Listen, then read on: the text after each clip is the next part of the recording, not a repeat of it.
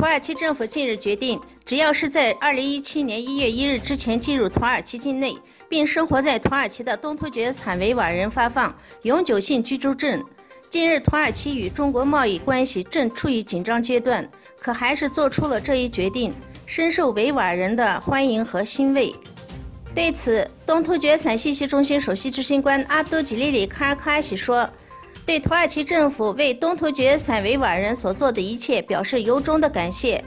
尽管土耳其与中国贸易关系正处于紧张阶段，还是为东突厥斯坦维吾尔人着想是非常可贵的。我们将会珍惜这一机会。”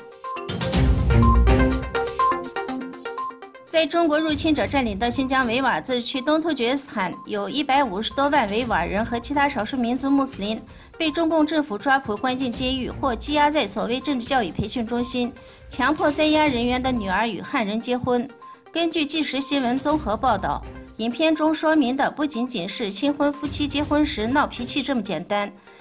其内容非常骇人。这名维吾尔族新娘之所以会跟汉族男子结婚，是因为家人被中国入侵者关押在所谓政治教育培训中心，只有通过通婚，家人才能被释放。为解救其家人，他被迫放弃自己的宗教信仰，还必须穿传统的汉服，表现出对汉族文化的忠诚，与当地政府部门安排的汉族青年结婚。中国政府的此举是在洗基因，变相地进行种族清洗。据韩国青瓦台消息，韩国总统文在寅于26日在板门店朝方一侧统一阁与朝鲜最高领导人金正恩举行了会晤。5月26日，法国60多个党政工会及社团组织联合发起人民浪潮大规模游行示威活动，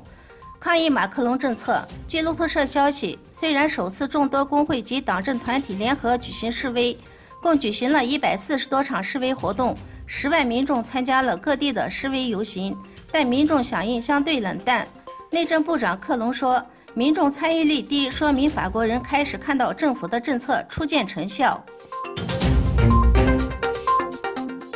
阿拉伯海特强气旋风暴梅库纳今天凌晨在阿曼南部佐法尔省沿海登陆，登陆时中心附近最大风速达到每秒45米，相当于强台风14级。